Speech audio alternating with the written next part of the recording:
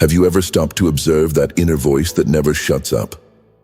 That voice that judges, that has opinions, that always has something to say. The same voice that tells you what you should do or what you should avoid. It's with you all the time, so much so that we've come to believe we are that voice.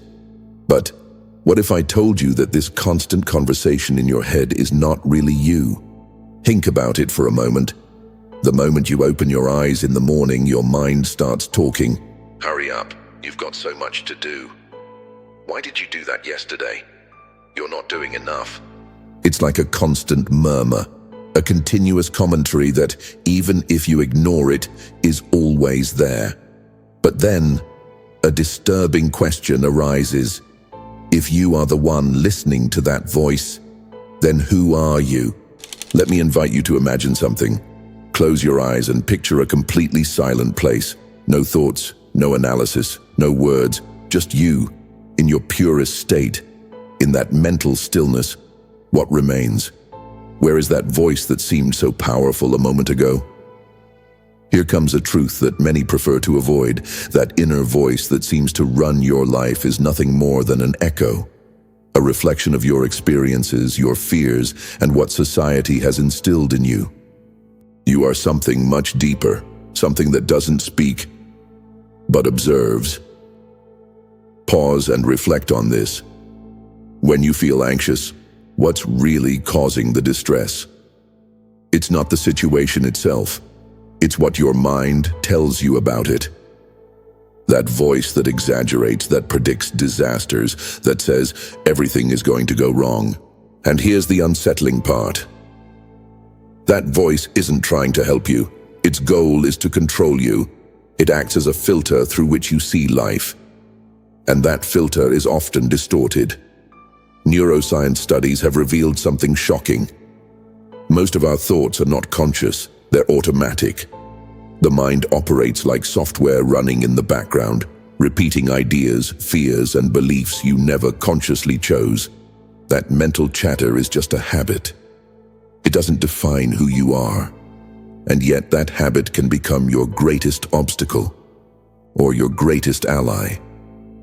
It all depends on whether you choose to keep identifying with it or not. Because the real danger is believing that you are that voice, when in reality you are much more. You are the one who observes, the one behind the mental noise, the silent witness. Look back, think about your hardest moments.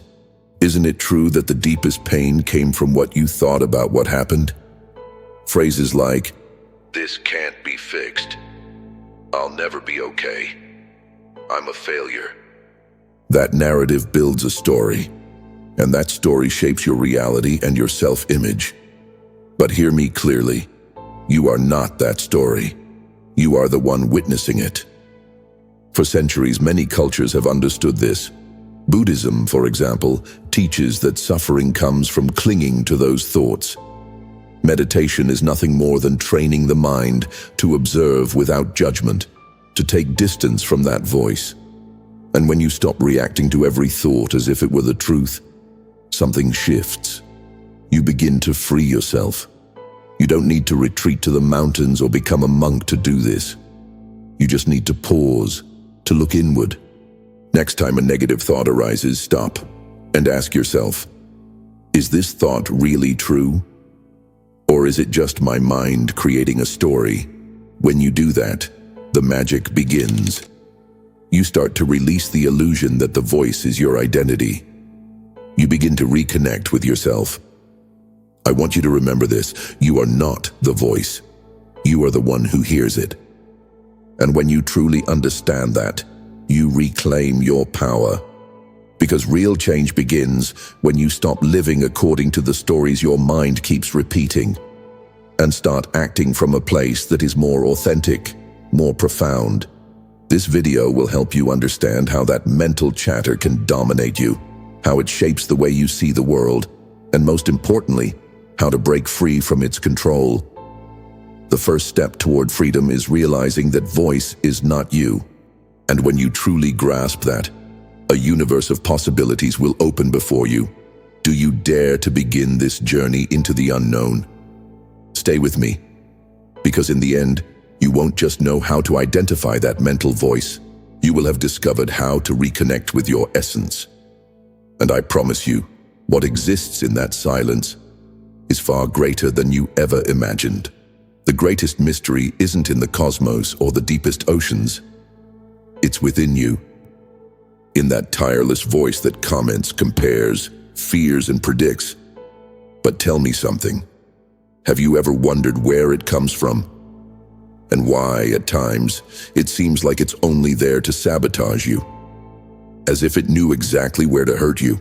That inner voice constantly echoing in your head is not you.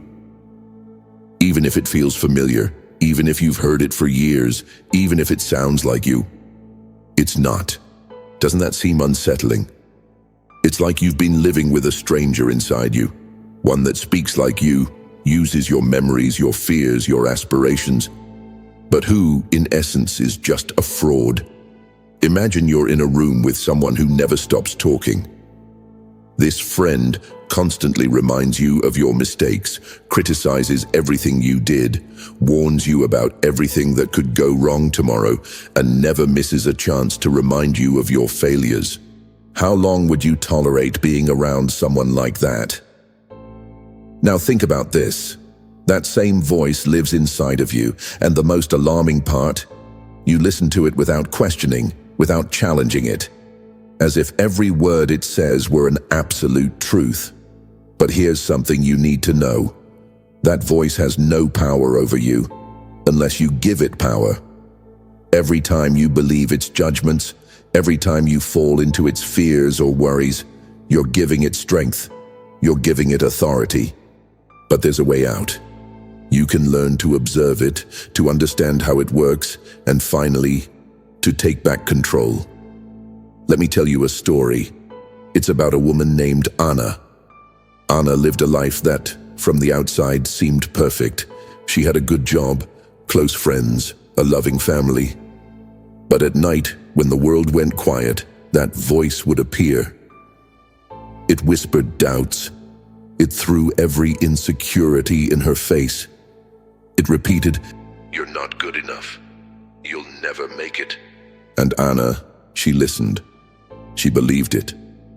That voice had become her jailer. It stole her peace, made her doubt everything, and trapped her in a constant cycle of self-criticism until one day, Anna decided she couldn't go on like that. She started searching for answers, digging deeper, studying, and what she discovered changed her life forever. She was not that voice. She realized that inner narrative was like a software running in the background, fed by years of conditioning, limiting beliefs and old wounds. And with that realization, something inside her shifted. She began to observe the voice without reacting, and little by little that voice lost its power over her. Anna's story is not an exception. We all carry that inner voice, one that can be our worst enemy or our greatest ally. The key is creating distance, because the more space you give that voice, the less space there is for your true self. That self that is calm, that senses the truth without needing proof, that doesn't need to prove anything. I want to offer you something. The next time a negative thought appears, don't try to fight it. Just pause, breathe, and observe it. As if you were someone sitting in a movie theater, watching a scene play out. Ask yourself, where is this idea coming from? Is it truly mine, or just a reflection of the past? You'll be surprised by what you discover.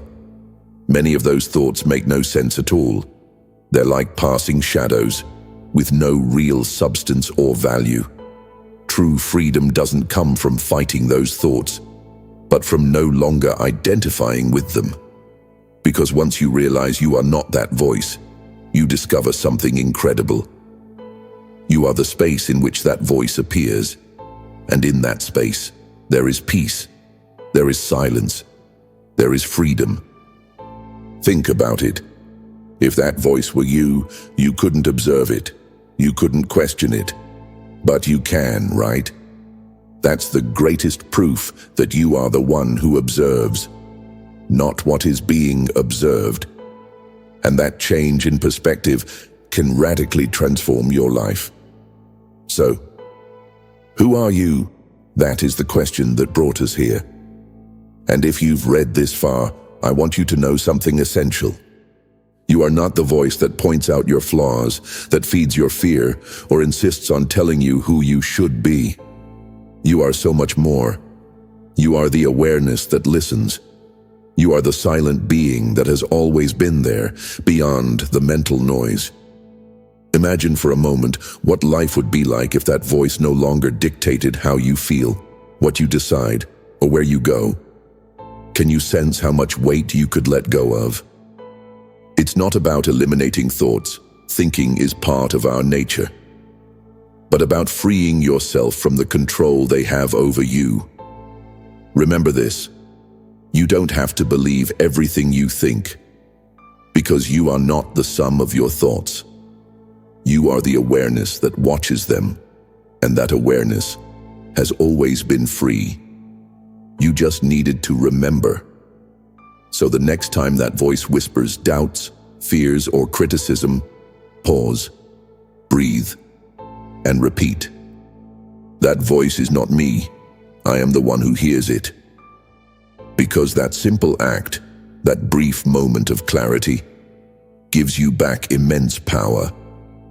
Mental chatter works like the narrator of a book. It can turn your story into a tragedy or into an epic journey. But you are the author. You decide whether to let that voice write your story or to take the pen and reclaim your narrative. And now that we've walked this path together, I want to leave you with one last thought. The next time you feel trapped in your thoughts, ask yourself this question: who is listening? That question, as simple as it may seem, has the power to awaken you, to break the trance. And with time, you'll begin to see the world through different eyes. Before I say goodbye, I leave you with one deep question, one that I invite you to answer in the comments from the most authentic part of yourself. If that voice is not you, then who are you? Write your answer below. It doesn't matter if it's short or long. What matters is that it's sincere. This space is for people like you, curious, brave, and willing to explore the deepest corners of the mind. And if this message touched something inside you, if it made you think, feel, or simply moved you in some way, subscribe. This channel is a home for those who question.